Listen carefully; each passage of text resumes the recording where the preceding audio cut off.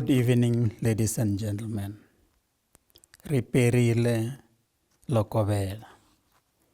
I am Dr. A.C. Chibase, the Acting Vice Principal, Teaching, Learning and Community Engagement and Student Support at University of South Africa. This evening, I shall be presiding over this phenomenal and momentous occasion of the University of South Africa. The inaugural lecture of Professor Lineo Johnson, who is a professor in the Department of Adult Basic Education and Training and Youth Development in the College of Education at University of South Africa. Allow me to pass my warm greetings to Professor Pulane Linkabula, the Principal and Vice Chancellor of University of South Africa. Professor Mpini Makwe, the Executive Dean, College of Education, UNISA. Our inaugural person, Professor Lineo Johnson, the professor in the Department of Arbeit and Youth Development, UNISA College of Education. Our respondents, Professor Kofi Kwan Bafoa, the Professor Extraordinary and Academic Associate, also here at UNISA. Family members, friends, associate of Professor Johnson in attendance this evening, colleagues, students, and all of you present here tonight, we greet you all. A very good and warm evening and welcome to this session. At the core of any inaugural lecture is a momentous journey to celebrate, acknowledge, and welcome our very own to the New World of Research agenda, professorship. An inaugural lecture is the highest peak in the academic journey, the point of becoming a full professor conferred by the university.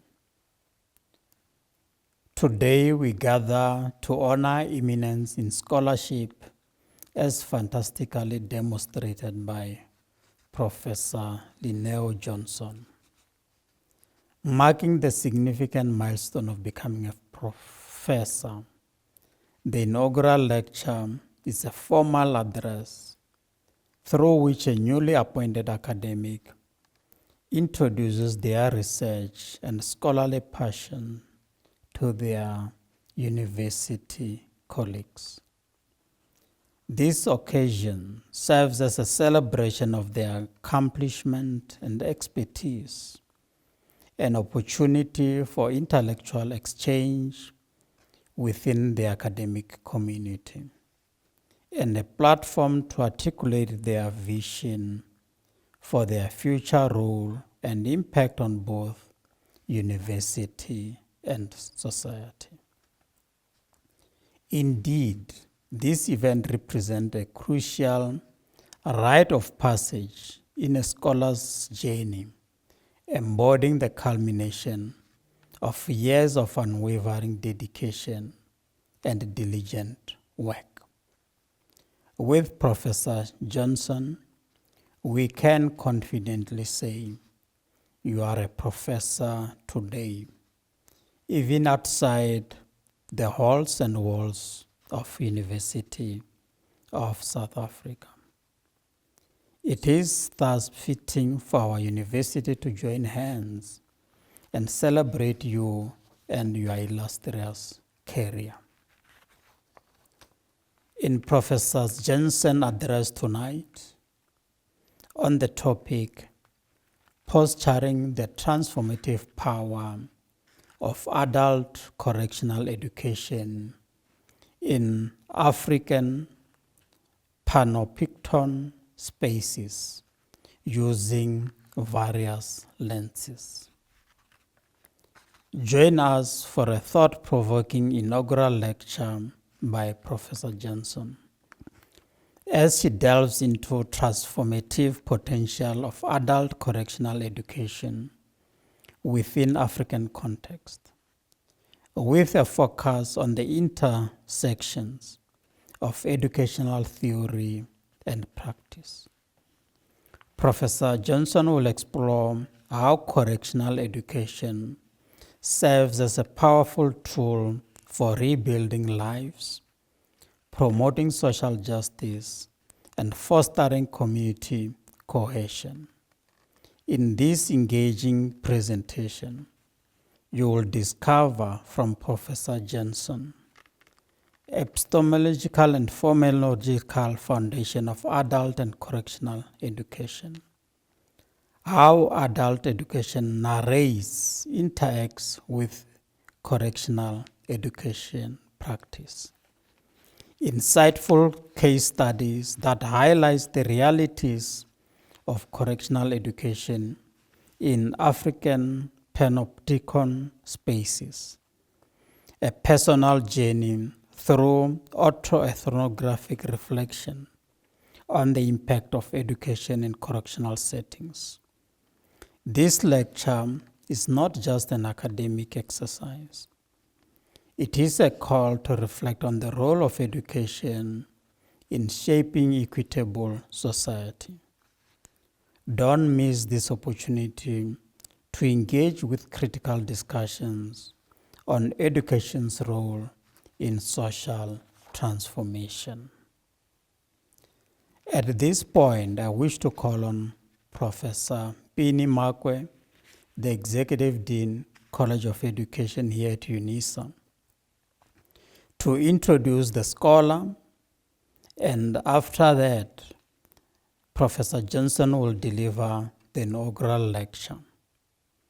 And then we will call upon then the respondent, Professor Kofi Kwanbafo, the Professor Extraordinary, Academic Associate at the University of South Africa. Prof. Makwe, please be so kind to introduce our guest person of the moment this evening.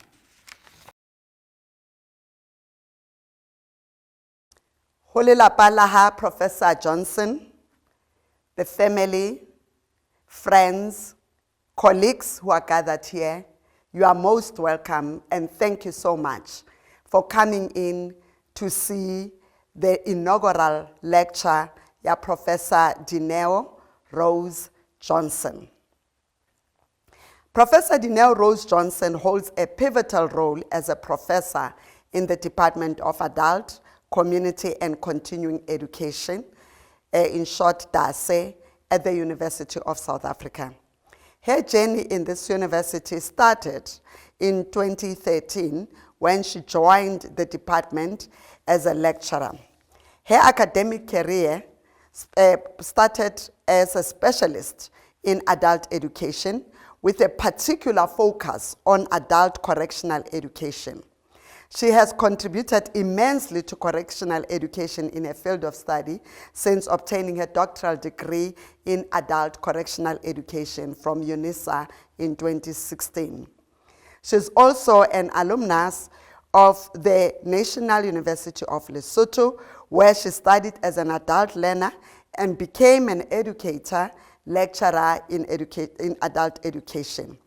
She furthered her career at the University of Witwatersrand and joined UNISA in 2013.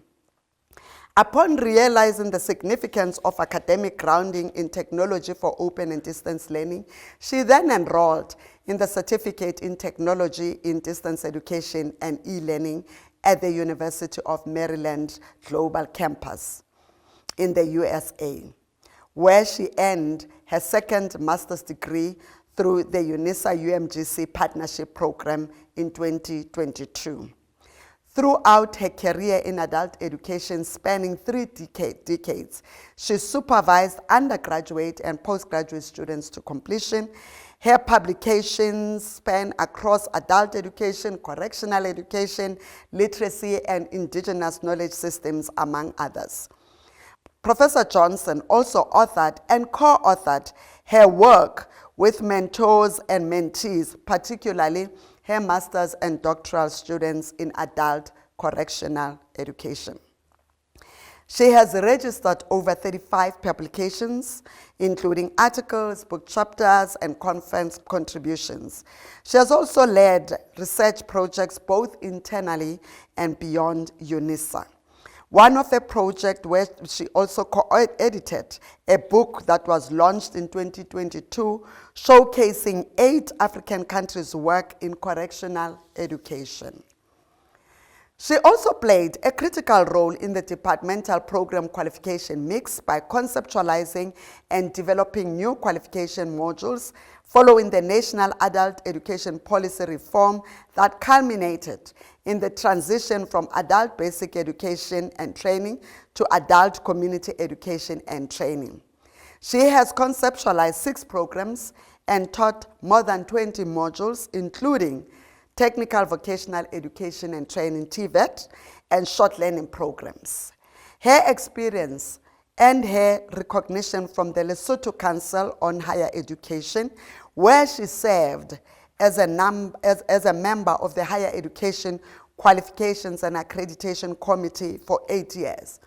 And it was during her tenure that the country instituted the first Lesotho qualifications framework. She has been involved in and led community engagement, engaged scholarship project, focusing specifically on implementing UNISA and Department of Correctional Services Memorandum of Understanding. Her work involved providing support to offenders enrolled with UNISA and mobilizing resources to meet their educational needs. During her master's degrees, she collaborated with the prison program of the Open University in the United Kingdom, where she worked closely with researchers and academics in correctional education, including her mentor, Dr. Anne Pick, who is watching the lecture from the UK. Professor Johnson's leadership roles are a testament to her commitment and capabilities. Her expertise in correctional services issues earned her a seat on the National Council on Correctional Services, a national council established under the Correctional Services Act to advise the Minister of Correctional Services on legal policy and parole reforms within the criminal justice system. Her mentorship program with a former student is paving the way for the formation of a community of practice of Africa. Prof. Johnson's academic journey, especially in this area of working with prisoners and offenders, began after obtaining a journalism diploma from the Africa Literature Center, Mindolo Economical Foundation in Zambia. As part of her job description, she was assigned to accompany her parish chaplain on a prison mission for political prisoners on death row in a maximum prison in Lesotho, where she grew up and worked. She experienced fear, sorrow, horror, sympathy, and nightmares every day after that visit. She wondered how these men were preparing for their planned demise on a death row. She said she would watch with endearment as they received the Holy Communion that was meant to bolster their spiritual faith to face death with dignity, as the chaplain always assured them. Those life-changing experiences led her to further studies in adult education, and particularly in correctional education, where she is still not only an expert, she's a scholar in the field, and today she will be showing us what this means. Professor Johnson, the time is yours to tell your people, to tell your friends, to tell your family, to tell the scholars around the world, to tell the scholars here at UNISA why we should inaugurate you as the professor in the College of Education at the University of South Africa. Ke nako ya hao mme, ema o re bontshe hore o fihlile jwang mona.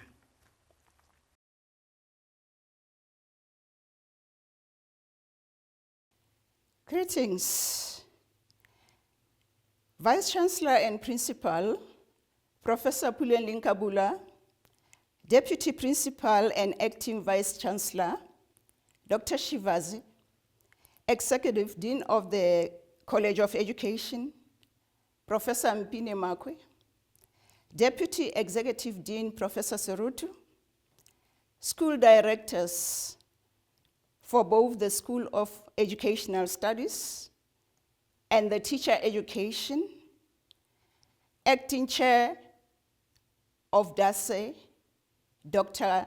Georgina Gomba, honored guests, esteemed colleagues, academic community members, and students, both in South Africa and other countries watching online. I'm honored by the opportunity to deliver my inaugural lecture. I do so with immense gratitude and profound humility. Today, I invite you to journey with me through my academic and professional odyssey, which intertwines adult education, literacy, indigenous knowledge systems, and my specialization, correctional education. In a layman's terms, prison education. I invite you to journey with me for the next minutes to explore how education within correctional facilities holds the transformative potential to rebuild lives, promote social justice, social cohesion, and strengthen communities. The title of my lecture is entitled Posturing the Transformative Power of Adult Correctional Education in African Panopticon Spaces, using various lenses.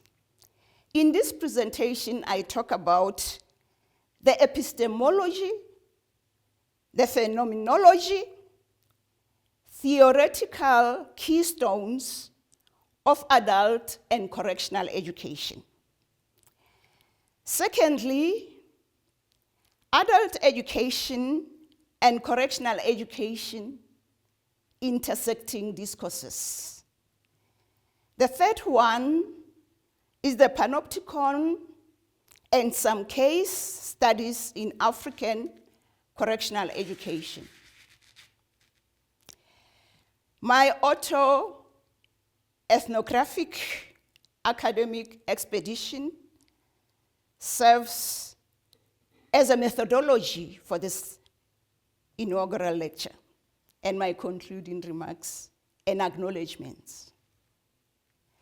Adult education is a field of study that focuses on adults who, for one reason or another, were previously excluded or missed out on opportunities to continue their education during their school-age years. Structured, developed, and tied to social, political, economic, and cultural transformation, Adult education has evolved over different centuries. There are 6 primary epochs of adult education, but this presentation focuses on the last 2 relevant to the lecture. The Industrial Revolution and modern adult education of the 19th century brought about rapid industrialization by creating demand for new skills among workers. Adult education institutions increased in industrial European countries.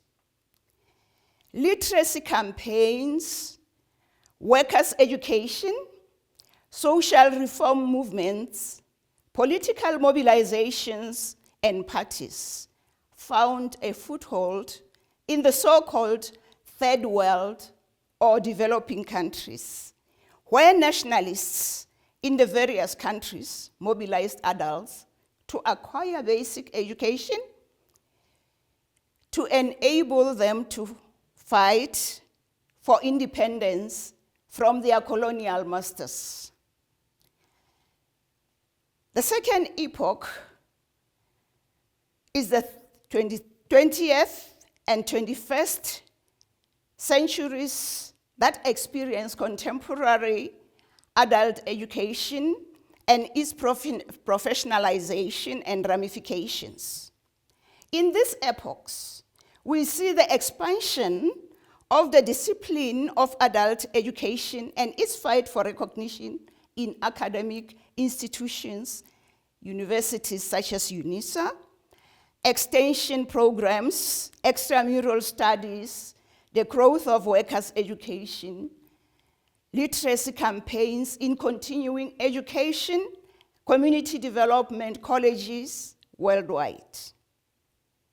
Adult education gained professional recognition alongside other educational disciplines. Adult education has become multidisciplinary in the contemporary world by embracing other disciplines, discourses, and global development. UNESCO in 1976, for instance, states the principles of adult education as based on the needs of the participants and makes use of their different experiences in the development of the discipline.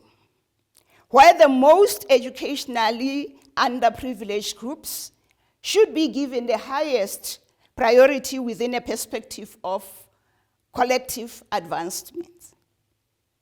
As a multidisciplinary field, adult education covers human education endeavors, including but not limited to lifelong learning and other spheres of life. Having traced the origins of adult education from its roots in community knowledge sharing and survival practices to its current form, which positions it as central to democracy, equity, and social justice, today's presentation focuses on adult correctional education. This is education conducted in prison settings. The discussion unravels the epistemology and phenomenology of correctional education within the context of adult education, particularly in historical prisons and colonial societies. The keystones undermining correctional theories are some selected rehabilitation programs and case studies in correctional education. The focus is on where we are, how Africa is doing, and where we are going with the contextual panopticon. This presentation, particularly this section, highlights of correctional education mentorship programs featured UNISA's name and its footprint in the niche area. Thus, adult education addresses individuals excluded from formal, non-formal, and informal learning opportunities during their youth. The epistemological and phenomenological theoretical keystones of adult and correctional education. Tobias, in 1982, argues for the emergence of adult education as a field of study within universities. He states that adult education is as old as human civilization and has served countless individual and collective purposes. Like other fields, whether non-formal, informal, or formal, it has not emerged in a social vacuum. Conversely, in South Africa, some critical questions and concerns about whether adult education is a field of study or just an accumulation of social movements, social pressures, and tensions have hindered its recognition as a full-fledged discipline within our universities. Interestingly, some colleagues in the College of Education, let alone other UNISA colleges, still struggle to recognize and understand that adult education is indeed a field of study. It's not only about literacy. After all, surely we are all adults. And we are all here to learn. We are involved in gaining education. The distinction, however, lies in the concept that adult education not only starts when someone becomes an adult and has not previously been educated in the formal sense. Adult education starts from cradle to grave. It is a lifelong process, a practice, and a way of life. So says Kapu in 2019.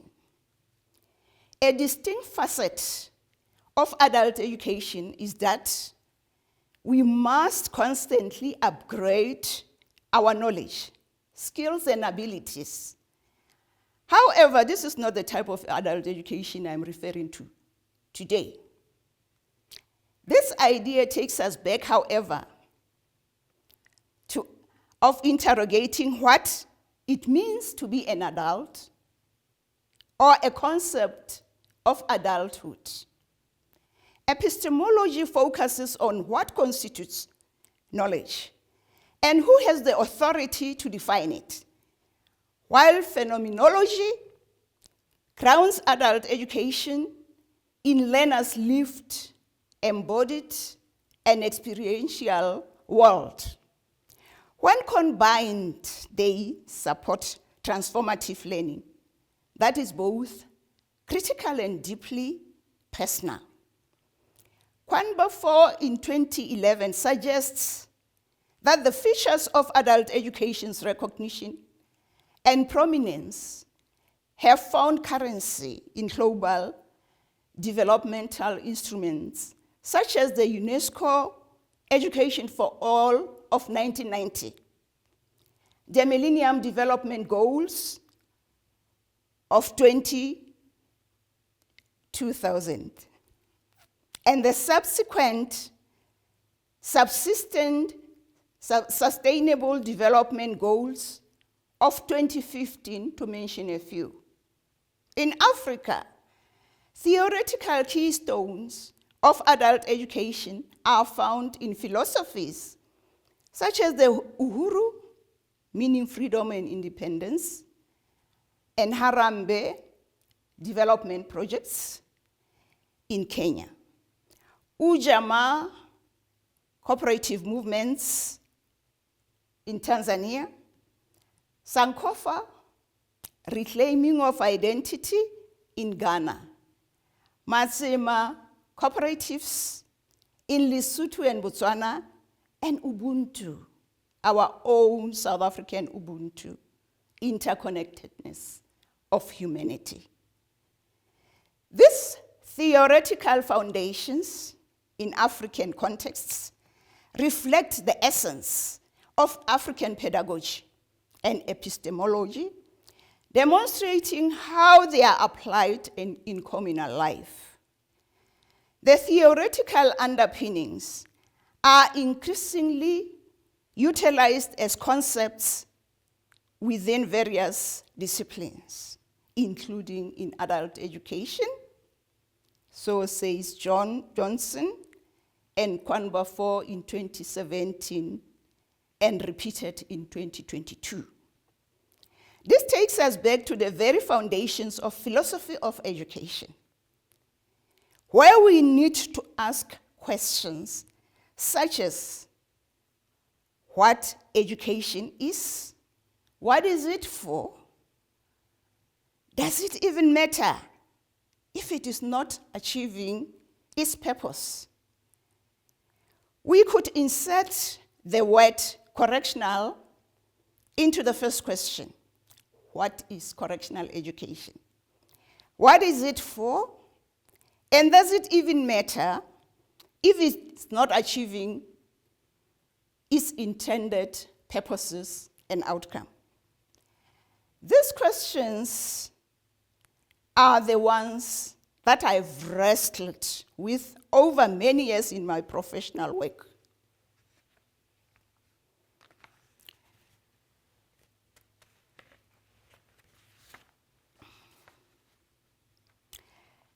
Ladies and gentlemen, correctional education draws from theories such as retributive and utilitarian theories, which is punishment versus deterrence, rehabilitation and restorative justice. In other words, we are talking about reform and healing in our African context. Another theoretical keystone within the correctional education is the sociological and psychological models. These are structural causes and behavioral change. Critical approaches, human rights, intersectionality, and decoloniality. Several others were not included in today's lecture. I would like to talk about adult education and correctional education and its intersecting discourses. Correctional education is deeply rooted in the field of adult education, as both are committed to empowerment, transformation, and lifelong learning. Adult education, however, emphasizes that learning is not confined to childhood or formal school, but is a continuous process. Within correctional settings, this philosophy is particularly vital, as incarcerated individuals are often adults who may have been excluded from traditional education pathways due to poverty, marginalization, vulnerability, their confinement, and systemic inequities. Correctional education, therefore, extends the principles of adult education into contexts of confinement, using learning as a restore agency and cultivating new opportunities. This is said by Morulo and Campaigner in their studies in Malawi in 2025.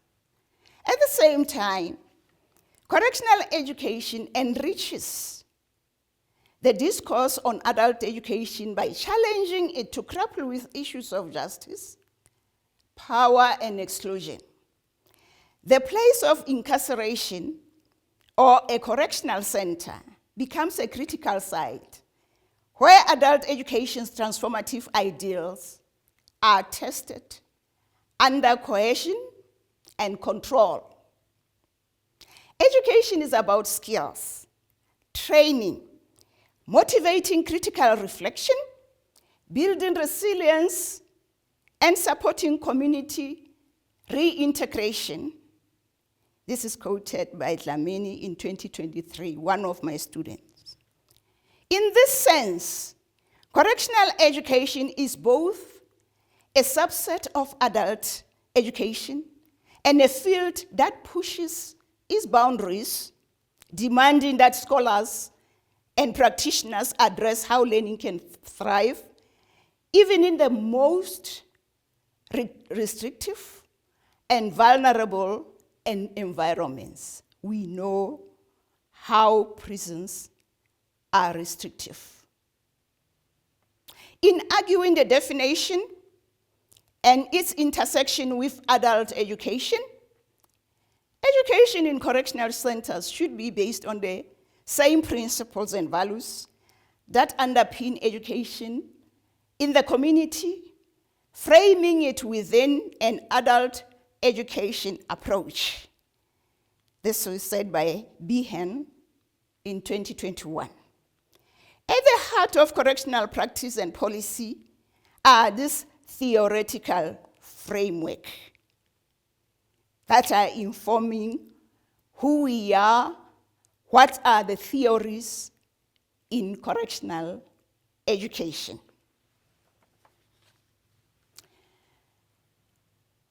We are saying correctional education is a subset of adult education, extending its principles into carceral spaces. It challenges adult education to address justice, exclusion, and empowerment within the constraints of its context. Now I'm moving to panopticon and some case studies in African correctional education. Academics and researchers agree that every discipline has its jargon and terminology. In correctional services, concepts such as recidivism may simply mean reoffending. First conceptualized by Jeremy Bentham in the late 18th century, the concept panopticon was designed as a secular correctional center where a guard stationed in the center could observe every inmate without knowing exactly when they are being watched. Bentham says this in 1995. Beyond the architectural nature of prisons, Foucault in 1977 later developed the idea of panopticon as a metaphor for surveillance, discipline, and the exercise of power. In this sense, the panopticon illustrates how correctional systems extend their influence beyond physical confinement to the psychological regulation of behavior, controlled behavior. The panopticon gaze as a surveillance and shaping daily routines, identities, and opportunities within correctional environments. This reality raises pressing questions for correctional education. How can learning flourish in an environment built for observation and control? Here, education becomes more than just the transmission of knowledge. It acts as a subtle form of resistance.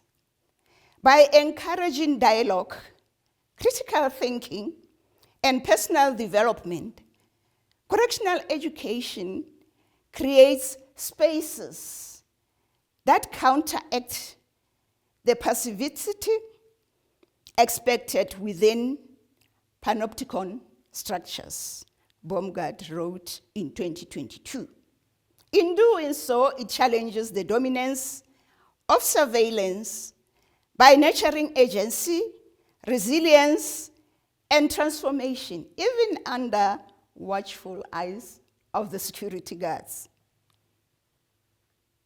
This metaphor prepares us to consider how education adapts within carceral spaces. While the prison's architecture emphasizes visibility and control, education, particularly through distance and e-learning modalities, opens alternative channels for intellectual freedom and self-directed growth. Unlike surveillance, which thrives on restricting possibilities, distance education, as provided by institutions such as UNISA, extends them by connecting incarcerated learners to resources, instructors, and communities beyond the walls of the correctional center. A typical example of UNISA and the Department of Correctional Services in South Africa, Memorandum of Understanding of 2023. This transition from panopticon to pedagogy highlights a shift in focus from watching bodies to empowering minds, and from confinement to connection, Johnson wrote in 2022. Having examined the historical and theoretical foundations of correctional practice and considering surveillance and education in prison settings, this presentation now turns to the African context, where colonial legacies shaped correctional education, but have recently been reimagined through decolonial practices. These African case studies demonstrate how correctional education addresses colonial legacies and actively reimagines the potential of education within prison settings. They show correctional centers transformed from spaces of silence and surveillance into places of knowledge, skills, and dignity. Nevertheless, we must examine these selected research studies and others closely to fully understand the transformative potential and nature of correctional education and how it truly bridges knowledge gaps and unlocks human possibilities and change in behavior. These studies further provide evidence, analysis, and theoretical grounding that connect practice to the broader debate at the heart of these lectures today. Let's talk about South Africa. In South Africa, correctional education has long been a site of oppression and intellectual resistance. Robben Island stands as a striking example where political prisoners under apartheid turned incarceration into what was often called the University of Robben Island. Maybe we should also call it like that, University of Robben Island. SUTA promotes us and encourages in 2010. Despite strict surveillance, education became a tool of resistance and liberation, embedding correctional education within a decolonial project that challenged apartheid ideology. Today, South Africa, through the Department of Correctional Services and other stakeholders such as UNISA, continue this tradition with correctional services expanding access to adult education and higher learning as part of rehabilitation, despite challenges of overcrowding and inequality persisting. Another example in Uganda, correctional education gained momentum in recent years, particularly through vocational and literacy programs that support reintegration. The Uganda Prison Services has also partnered with local universities and NGOs to expand opportunities for incarcerated learners, including their participation in formal and vocational skills training, as well as access to distance learning through Makerere University. Rise Hwabane in 2025, one of my students. These initiatives are significant because they shift the purpose of correctional education from colonial-style containment towards empowerment and reintegration. They also align with Uganda's broader educational decolonization agenda, emphasizing practical skills, community ties, and human dignity. Lesotho's research in correctional services. A study was conducted by UNISA in 2017 to 2018 by the ABET and Youth Development Department, now called DASE. The study marked the growth and recognition of our contribution as UNISA under my leadership to the correctional services field. With a population of about 2 million, the country's database on the 14 correctional centers is limited. The World Prison Brief 2024 still echoes this observation. The research revealed some serious challenges in infrastructure, infringements, and non-compliance with most of the human rights treaties and protocols. The limited policy frameworks and uncoordinated interventions towards offenders with educational programs were highlighted in the report that was published in 2018. However, through collaboration, Lesotho now has other stakeholders like the crime prevention, rehabilitation, and reintegration of Ex-Offenders Association, where I serve as a board member. This is a partnership between Lesotho Correctional Services and the civil society in that country. Lesotho News Desk 2024 confirms this. In Malawi, there is an involvement also of correctional education, which reflects regional and global trends in recognizing education as a fundamental human right in custodial settings. The Malawi Prison Service has made strides in integrating educational programs into its correctional framework and other organizations, including UNESCO. These initiatives aim to provide correctional education and other opportunities to all the inmates in Malawi. Nonetheless, the resilience of incarcerated learners and the dedication of volunteer and professional educators have ensured that correctional education remains a visible and growing part of Malawi's rehabilitation agenda. Notably, Malawi's engagement in regional dialogues through the African Correctional Services Association has helped itself and other countries to position education as a cornerstone of rehabilitation. Countries like Ghana, Kenya, and Nigeria are reforming the colonial practices and have allowed inmates access to education. The University of Cape Coast in Ghana is celebrating and starting to yield fruits in this regard.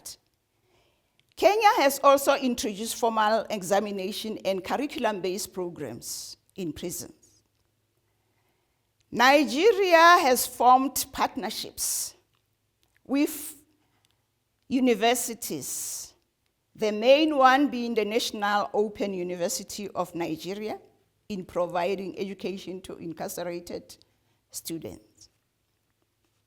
These examples highlight a regional move and trend towards correctional education as shifting away from Eurocentric models of control and retribution towards Africanized rehabilitation practices. African correctional education does more than just address literacy and employability problems. It acts as a decolonial intervention, reimagining the correctional center as a space of possibility rather than punishment.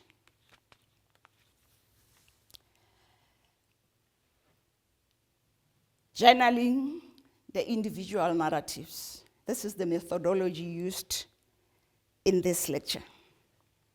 One of my master's students, who was serving a life sentence in one South African correctional center, graduated cum laude and posthumously. May her beautiful soul rest in peace.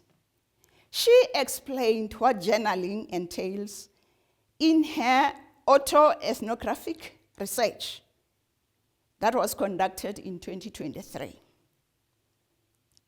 She writes, "This is a form or a design that focuses on the interactively given meanings and emotional disposition. The instrument and method focus on the participants' stories, words, thoughts, and feelings, and those of the researcher as an autoethnographer." Magwaza 2023. I read this with great interest and profound gratitude, as I had to review my academic career journal to note milestones, achievements, challenges, and how some of them became opportunities for me. The following section outlines such milestones from my journaling and autoethnographic memoir. My path began with a journalism diploma and a life-changing prison visit as part of my church's prison mission, which was a component of my job description. That experience led me to adult education, culminating in a career focused on correctional education. I was assigned to accompany my parish chaplain on prison mission for political prisoners on death row in a maximum prison in Lesotho, where I grew up. I experienced fear, sorrow, horror, sympathy, and nightmares every night after the visits. I wondered how these men were preparing for their planned demise on death row. I wondered how they felt. I would watch as they received the Holy Communion that was meant to bolster their spiritual faith, to face death with dignity, as the chaplain always assured them. It shocked me, and I did not realize that the horror would one day become my passion, vocation, and lifetime career of working with offenders. Others refer to this as a paradox of turning challenges into opportunities. That experience has influenced my academic journey since 2013, when I joined the University of South Africa some 22 years after my ordeal with the prison mission. In 1998, I returned for further studies in adult education. As a mature age entrant, according to the university's definition, which describes adult learners who missed out on educational opportunities and rejoin the educational domain at a later stage in their lives. I thus have the experience of being an adult learner in the authentic sense of the word. I have been an alumni at 4 universities, pursuing my career in adult correctional education. Graduating from being an adult learner, I stand before you today as an adult correctional educator, where I interact with and empower prisoners, now called offenders, and inmates. Within the Southern African Development Community and the African Union Wakaduku's declaration of 2002, this terminology of prisoner is slowly fading and being replaced by dignified words such as inmates or offenders. We also now refer to correctional facility rather than prisons. Please, colleagues and fellow South Africans, let us start calling them names that are not discriminatory, that are not deep in stigma, and that are not derogatory. After all, I stand before you and wish to call anyone here who does not have offenders in their own families. Maybe you can raise your hands. Offenders are our sisters, mothers, fathers, uncles, and relatives. They are part of a broader society. If we don't take their education seriously, they will one day come back to haunt us if they are not properly rehabilitated. Let us treat them with respect as human beings. Against the humble beginning, Madam Vice-Chancellor and the acting Vice-Chancellor to argue for adult education as a field contributing towards a just, crime-free society and the criminal justice system. That is particularly relevant in a crime-riddled society where every day in the morning and evenings we hear of increasing crime figures, from less serious crimes of petty theft to more serious crimes of robbery, rape, murder, human rights violations, to mention a few. The very fabric of society is being eroded, partially, in my opinion, because too little attention is given to the rehabilitation and education of offenders. Without opportunities for learning, skills development, and personal growth, many individuals remain trapped in cycles of crime and marginalization. Adult correctional education provides a pathway to transform life, reduce recidivism, and restore dignity, ultimately strengthening the moral and social fabric of our communities. My doctoral thesis and its impact, this was done in 2015, where I made the recommendations highlighting some of the problems experienced in our South African correctional centers. The recommendations aligned with the UNISA and the Department of Correctional Services, as outlined in the MOU. At the micro level, the university awarded me a Resilience in Research Award. This was in recognition of the challenging, strict ethical and security protocols that researchers have to face while they conduct research in correctional centers. There was another research funding through community engagement that provided the support for female correctional centers as being the most marginalized in terms of resources distribution.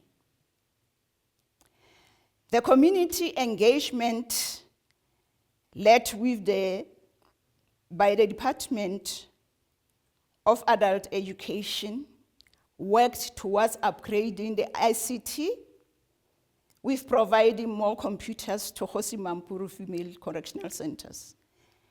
And the UNISA library provided books for this under-resourced female correctional center. Another project that was funded through Women in Research program was able to recruit, mostly through recognition of prior learning, correctional officials and offenders that were thirsty to upgrade their studies at postgraduate level. The program then enrolled between 15 to 20 offenders and officials. Some of them have already graduated, and we are proud to say majority within the record time. The evidence is shared by Snyman, our former UNISA RPL in 2013 and Johnson in 2015, indicating that the correctional services sector becomes a favorable ground for RPL admission prospects. The Women in Research program provided our students with support to complete their studies.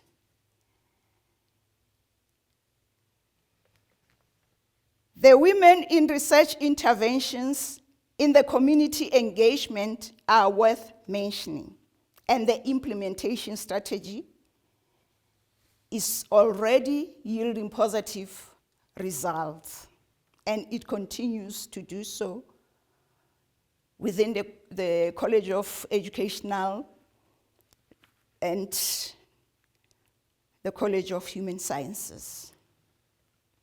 Correctional Education, an African Panopticon book project. This was a project that was conducted between 2018 and 2022, culminating in a book, a 12-chapter book, showcasing 8 African countries and their research, studies, and work in correctional education. The book was the initiative between myself and my mentor, Professor Kwanba Fo, and my other mentor, who is watching this lecture from the United Kingdom, Open University, Dr. Anne Pike. Conceptualization and offering of correctional education short learning program. This was also offered by the Department of Adult Education, known as DASE, targeting at correctional educators and those practitioners aspiring to further their studies in correctional education and other correctional services work. Correctional education research publications trajectory. I've already mentioned in the lecture that most of the literature quoted is a contribution made by some of my master's and doctoral students that I supervised over years. Ladies and gentlemen, researchers and scholars in correctional services never condone the offending behaviors of offenders. The offenders have had society and communities. They continue to inflict pain on law-abiding citizens, talking about all the crimes they commit. However, neglecting their pride can have harmful consequences. It is fulfilling to see one's contribution to the discourse while working with the center that is gradually transforming, and they are given a second chance. We still know transformation is possible if the offenders themselves are rehabilitated.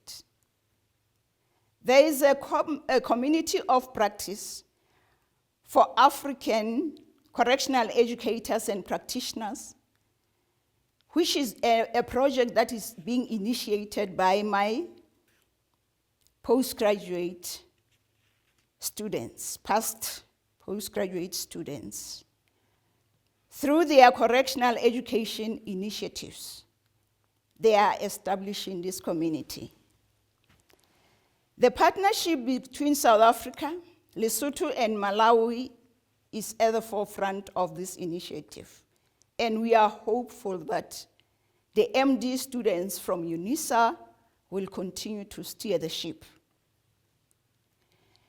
The Prison Life Index International is a research platform on correctional centers worldwide, intended to inform, correct, and share testimonials on detention conditions and other fundamental rights. Its purpose is to make information available for action by the participating states, while also serving as a source of knowledge on how various countries address correctional issues and how policy reform can be accelerated in all countries, particularly the developing ones.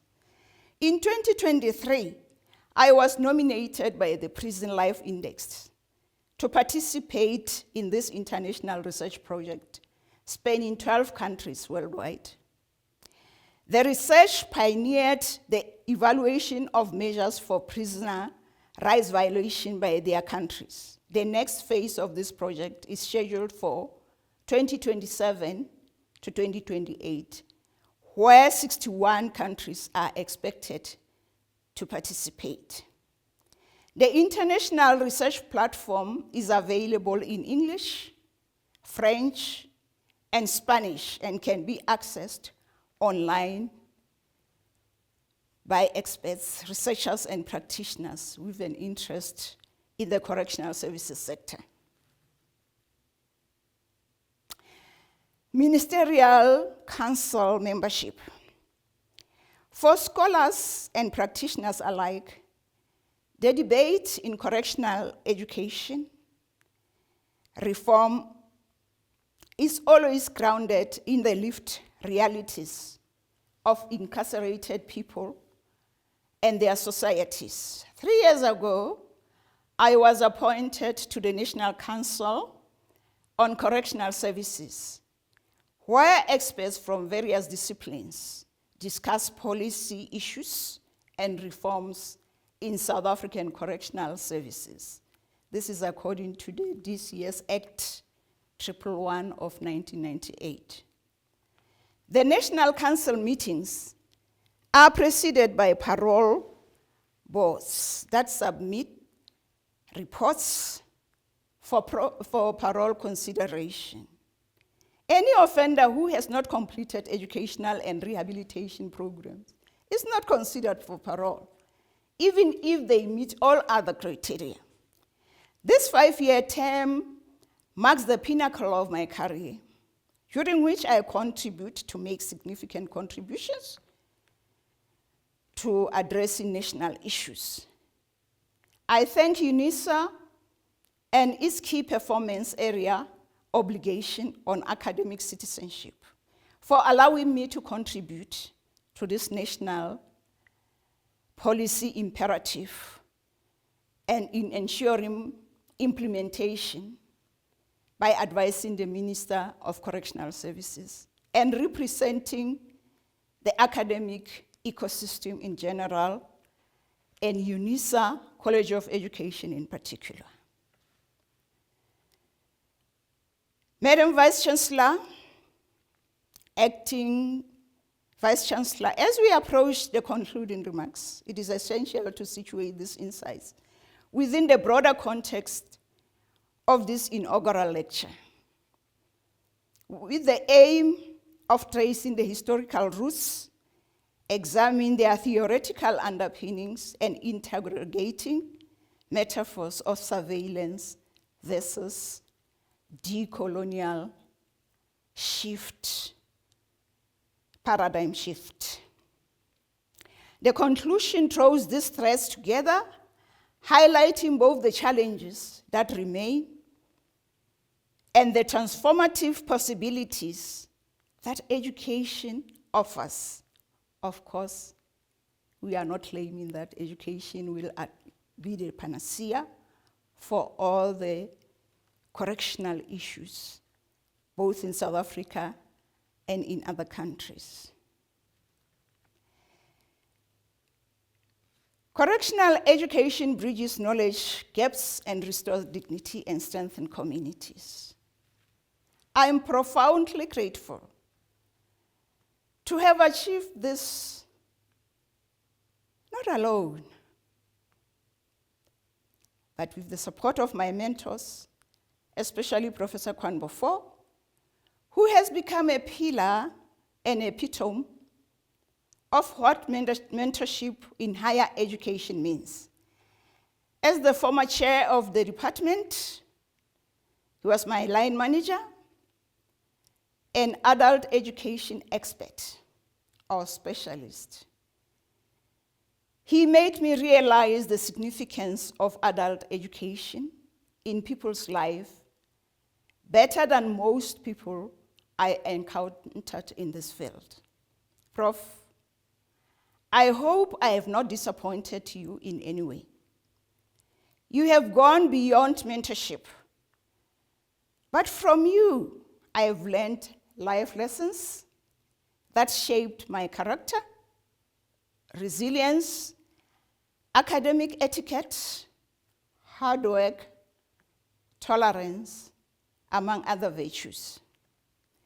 Dr. Anne's Park experiences working with offenders at the Open University in the United Kingdom. You have provided insight into how the two worlds and context of developed and developing countries have shaped the discourse on correctional education. Your guidance, wisdom, and encouragement have shaped my journey as an African scholar, educator, and researcher in correctional education. Without you, it may be challenging to get my second master's in ODEL and in providing support to offenders, which I completed in 2022. Your insights have been invaluable and helping me navigate the complexities of adult and correctional education system. And your example has inspired me to pursue innovation and growth in both scholarship and practice. To my students and mentees, past, present, and future, you are the living embodiment of why this work is important, particularly the event of today. Your curiosity, resilience, and dedication remind me daily that education is a transformative force capable of unlocking potential even in the most challenging circumstances. I recall most of your work and publications produced over the past 15 years of my life at UNISA. They are memorialized and celebrated today on this occasion. I thank you. You continue to increase the number of correctional education experts through your publication, and we together promote the African community of practice in correctional education. I'm proud of your contribution to the field. In fact, I would be remiss to again repeat that most of the references used in this lecture are from your publications and from your studies, master's and doctoral studies. You have made significant contribution to the body of knowledge in correctional education and the broader correctional services. I also wish to acknowledge my collaborators and colleagues at DASI, whose shared vision for research, teaching, and correctional education continues to drive innovation and impact in our field. Your partnership has made this work richer, more rigorous, and more meaningful. My colleagues at DASI, thank you for being there for all of us as a collective. Together we continue to work towards a future where education opens doors, even behind bars, and where learning empowers individuals and strengthens society. Now to my family. To me, Mama Happy, Mankwe, and my two grandchildren, Nkwe and Naledi Diseko. Your unwavering support, patience, understanding, and encouragement have been my foundation. This achievement is as much yours as mine, and I'm deeply thankful for the sacrifices and love that have made this journey possible. Finally, I sincerely appreciate the University of South Africa. Under the leadership of our former VC, Professor Makanya, and now Professor Puleng Linkabula, and our acting Vice Chancellor, Dr. Shivasi, you have been my anchor and my macro ecosystem as I grapple with everyday academic challenges. You have provided an environment, resources, and community that nurture academic excellence and critical inquiry. Serving and contributing within an institution that values scholarship, innovation, and social impact is a privilege, as outlined in UNISA's vision, mission, and values. Your support has shaped this journey and the impact we continue to bring together. The struggle for correctional education continues. Aluta continua. I thank you all. Kia leboha. Siyabonga. Absheni. Bye, Danki. Thank you.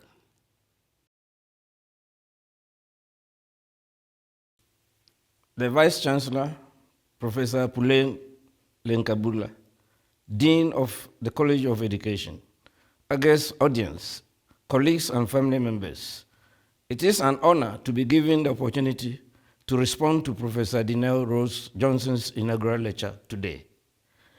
Before I respond, I would like to thank our ancestors and the Almighty God, the author of life, for bringing Prof. Johnson this far.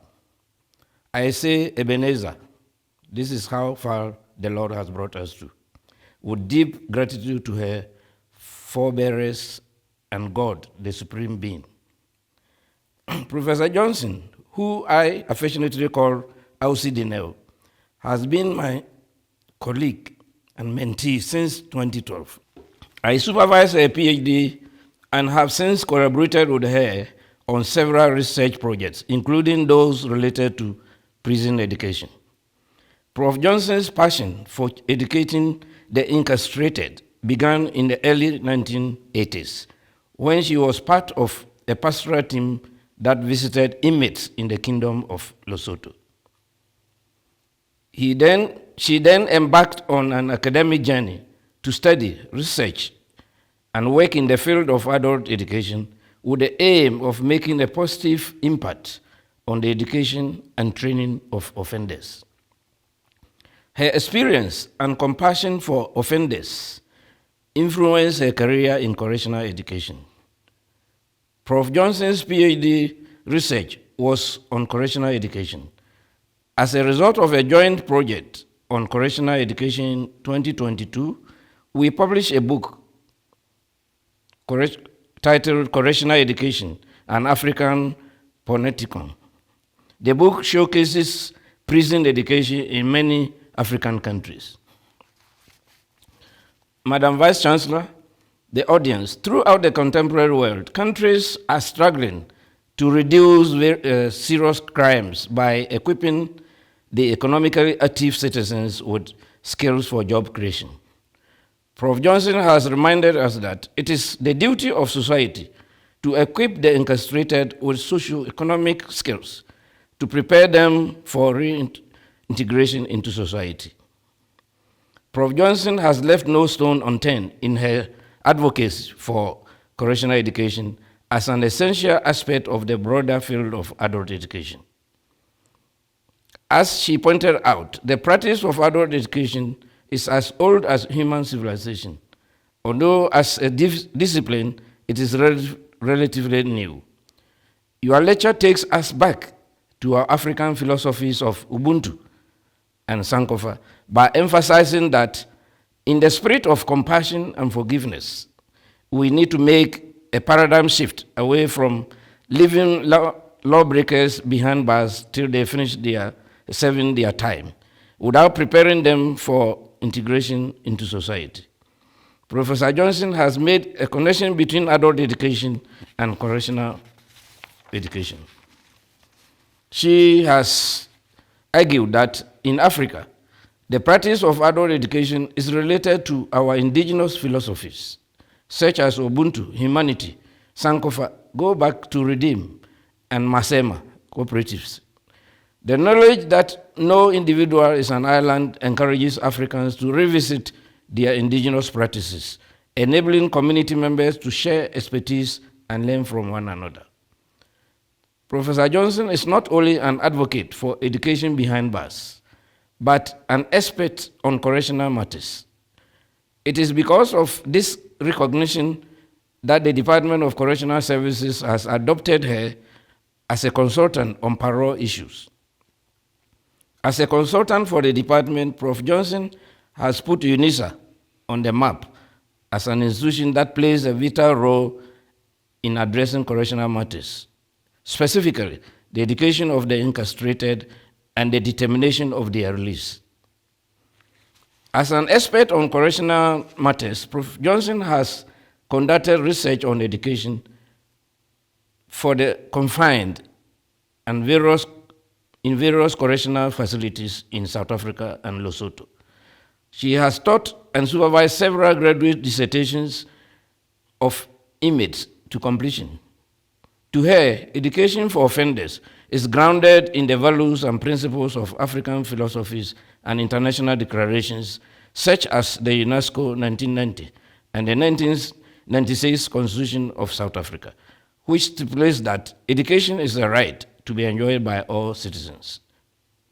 Prof. Johnson is charting a new paradigm which seeks to equip the incarcerated with economic skills through education to reduce reoffending. He is urging us to change our perception about offenders because the days of locking them up and keeping the keys away until they have finished their terms have gone. She emphasizes that in line with African values of compassion, forgiveness, as well as constitutional provisions, correctional education should be embraced and expanded as an aspect of the broader field of adult education. She walks the talk by educating the incarcerated, even those serving life terms, to give them hope. According to Prof. Johnson, correctional education breaks the boundaries of the old ideology of surveillance within panoptic structures.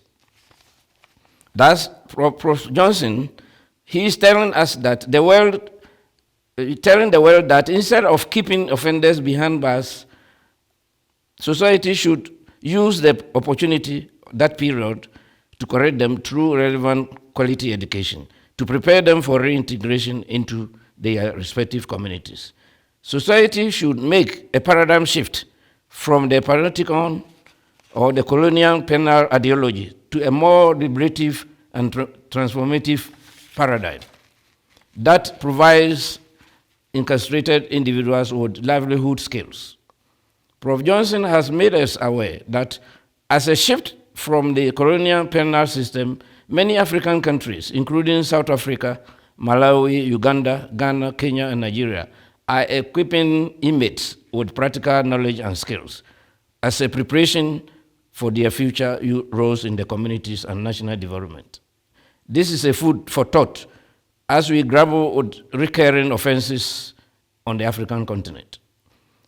Madam Vice Chancellor, audience, Prof. Johnson's academic trajectory has been influenced by her commitment to social justice for the incarcerated and the voiceless. She has made a passionate appeal to UNISA, South Africa, Africa, and the world to make correctional education part of the measures to achieve just and crime-free society. In conclusion, Prof. Johnson, you have reminded South Africans, and indeed all Africans, to rethink our social responsibilities towards the incarcerated in our world. Prof. Johnson, I salute you on your achievement. Thank you. Kialeboha Ausiwaka.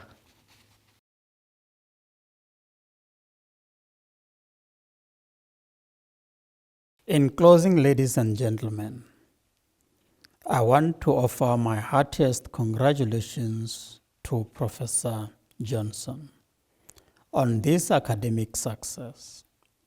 Keep shining and flying UNISA's flag and your academic journey high.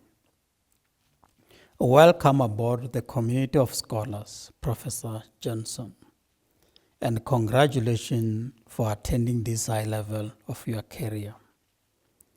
Ladies and gentlemen, on behalf of the Principal and Vice Chancellor of the University of South Africa, Professor Pulen Linkabula, I bring this event to a close and wish Professor Johnson all of the best for the future. Good night to all of you. Thank you.